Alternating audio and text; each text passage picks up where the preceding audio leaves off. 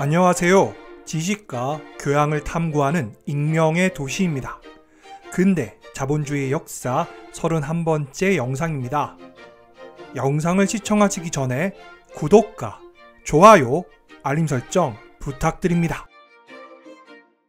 지난 영상에서는 유럽 세계경제의 주변부 지역과 외부 지역을 구분하는 세 가지 기준에 대해 소개했고, 그중 첫 번째 기준인 서유럽과의 무역의 성격상의 차이점에 대해 유럽 세계경제의 주변부 지역의 하나인 폴란드와 외부 지역인 러시아를 대상으로 설명했습니다.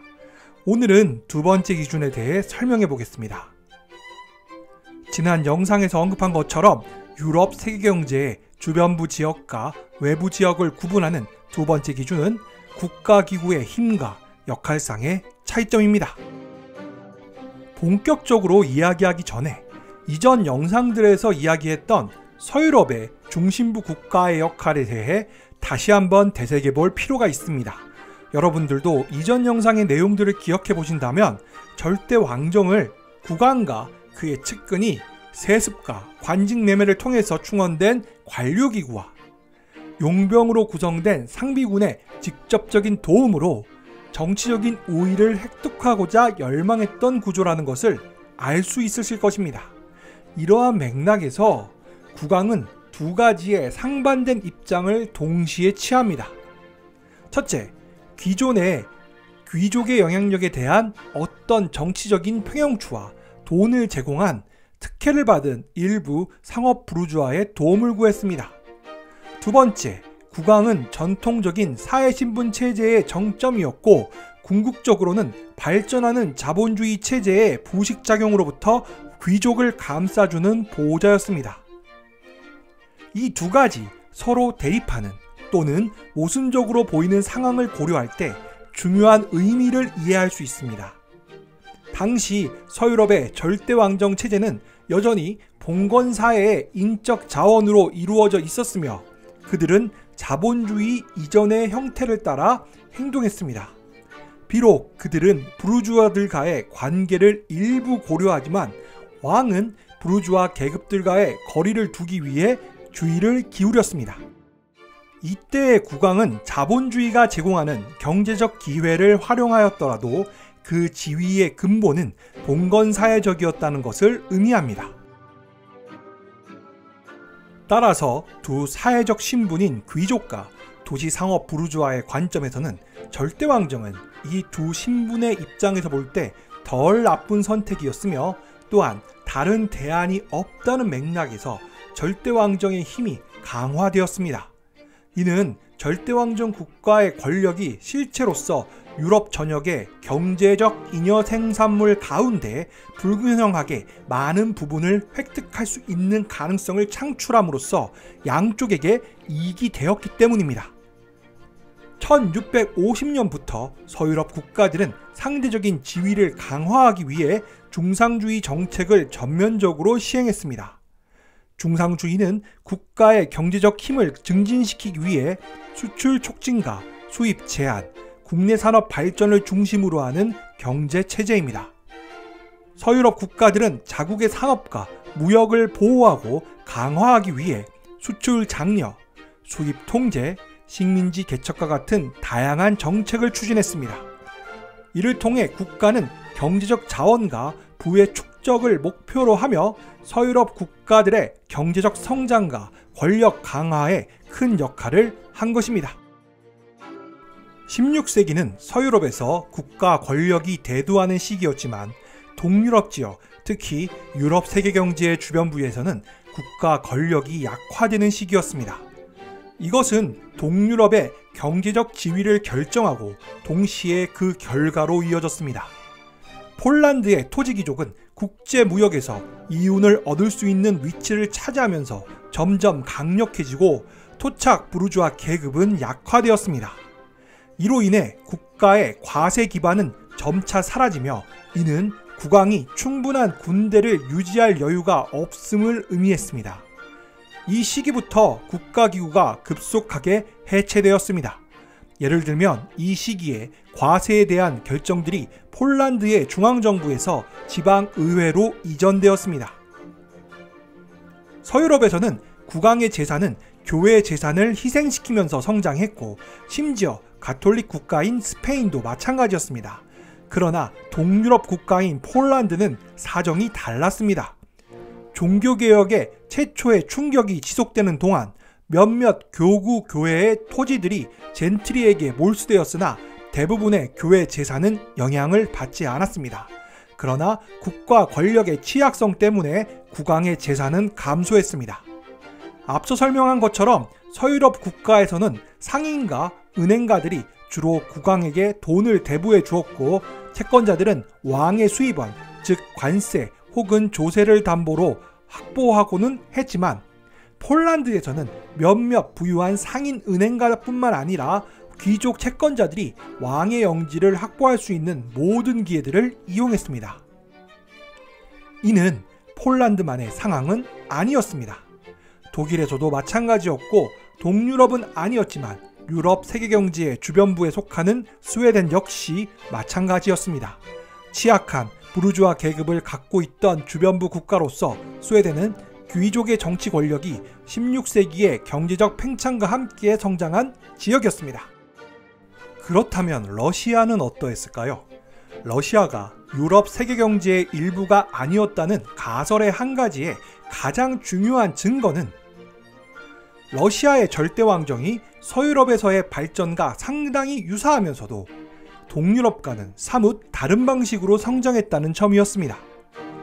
16세기의 러시아에서 강제 황금작물 노동이 등장한 것은 동유럽의 폴란드와는 다르게 경제에 대한 국가의 개입이 빚어낸 산물이었습니다. 그렇다면 러시아 내에서 국가 권력을 강화하는데 러시아의 황제인 짜르가 사용한 주요 무기는 무엇이었을까요? 그것은 서유럽에서와 마찬가지로 세습적인 국가기구의 창설이었습니다. 그런데 러시아의 경우 프랑스나 잉글랜드의 경우보다도 토지에 대한 권리들을 재분배하는 것과 훨씬 더 밀접한 관계를 맺고 있었습니다. 여기에서 한 가지 중요한 개혁은 징세 첨부권의 형태로 녹봉을 주던 제도, 즉 코름레이니에라는 지역행정 체제를 일부는 현금으로, 일부는 토지 형태로 급료를 받는 관료제로 대체한 것이었습니다. 이러한 개혁은 하나의 중앙 집권적인 관료기구를 창출했을 뿐만 아니라 동시에 그 과세 기반을 창출했습니다. 이는 차르의 권위가 팽창하는 과정의 일부이자 또 이로부터 이익을 얻은 지방 젠트리들이 확고하게 장악하는 지방 정부기구들을 창설하는 과정과 관련이 있습니다. 그리고 이 시기에 이르러 러시아의 황제인 차르는 비교적 충성스러운 상비군을 보유했다는 확신을 갖게 됩니다. 이 시기에 러시아의 차르는 서유럽으로 팽창하고 싶어 했습니다. 이 시기에 러시아는 리보니아 전쟁을 벌였으며 이 전쟁은 25년이나 진행되었고 이 전쟁에서 러시아의 목표는 발트해를 향해 서쪽으로 팽창하여 발트해의 한 열강으로서 러시아의 입지를 다지는 것이었지만 근본적으로 이 전쟁은 결론이 나지 않은 전쟁이었습니다. 만약 이 전쟁을 통해 러시아가 목표를 달성했다면 러시아는 그때 결정적으로 유럽 세계경제로 편입되었을지도 모릅니다. 여기에서 잠시 리보니아 전쟁에 대해 설명하겠습니다. 리보니아 전쟁은 16세기 후반과 17세기 초반에 유럽에서 벌어진 중요한 충돌입니다. 이 전쟁은 스웨덴 왕국과 리보니아의 다른 지역 국가들 간의 충돌로 시작되었습니다. 리보니아는 현재의 라트비아, 에스토니아, 리투아니아의 일부를 포함한 중요한 지역으로서 중세 후기부터 다양한 국가들의 관심을 끌었습니다. 16세기에는 스웨덴과 모스크바 근처의 국가들이 리보니아 지역에 관심을 가지기 시작했습니다. 스웨덴은 바르트롬 유스 협정을 통해 리보니아로의 침공을 시작하고 1561년에 리보니아의 테우토닌테우스 기사단의 영토를 점령하려는 계획을 세웠습니다. 리보니아 전쟁은 스웨덴 왕국과 리보니아의 다른 국가들, 특히 모스크바 근처의 국가들 간의 치열한 군사적 충돌로 진행되었습니다. 이 전쟁은 신성 로마 제국의 영토 확장을 추구하는 스웨덴과 모스크바의 영토 확장을 포함한 다양한 이해관계와 이익 충돌로 인해 발생했습니다. 리보니아 전쟁은 장기화되었으며 여러 차례의 전투와 협상을 거쳤습니다.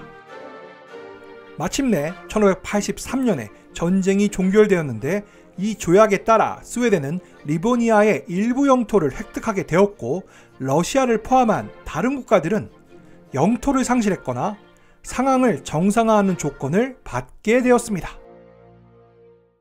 러시아가 서쪽으로 팽창하고 싶었던 이유는 동유럽의 다른 여러 국가들의 통치자들과는 다르게 차르는 이미 강력한 국가기구를 보유하고 있었으므로 무역의 확대를 통해서 직접 이익을 거둘 수 있는 처지에 있었다는 것이었습니다.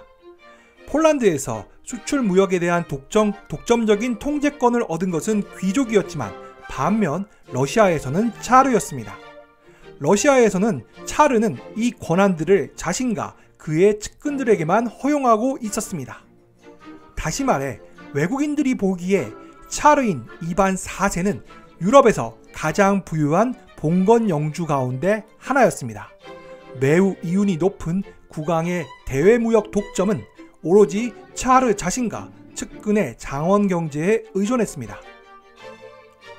따라서 대외무역은 차르에게 관세 수입의 원천으로서만이 아니라 농민들이 그에게 현물로 가져다주는 엄청난 양의 재화를 판매하는 통로로서도 중요한 관심사였습니다.